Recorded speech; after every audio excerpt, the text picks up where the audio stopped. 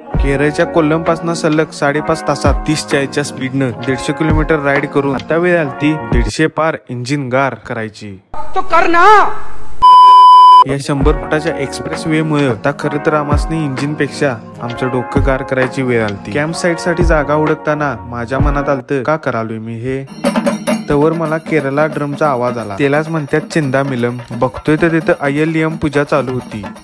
आम्ही थांबून ही पूजा बघण्यात तासभर वेळ घालवल्या. असं वाटलं की हा भाई या रोड वरनं आल्याचं सार्थक झालंय. पण आपण मेंटली आणि फिजिकली किती फिट आहे आणि आपल्याकडे किती पेशन्स आहेत हे बघायचं असं तर त्याने ह्या रूट वरनं राईड करावी. पुढे जाऊन एका पेट्रोल पंपावर कॅम्पिंग करून मी टेंटच्या आत जाऊन विचार करालोय. प्रत्येकाच्या आयुष्यात न विसरणारं क्षण असते. असं माझ्या पण आयुष्यात झालेलं हे किस्से आता न विसरणारं झाल्या. एकंदरीत आम्ही अजून एक आठवणींचं गाठवं घेऊन घरला चाललो. मैं जिंदगी की विंडो सीट पे चला हूँ दिल की मस्त बीट पे.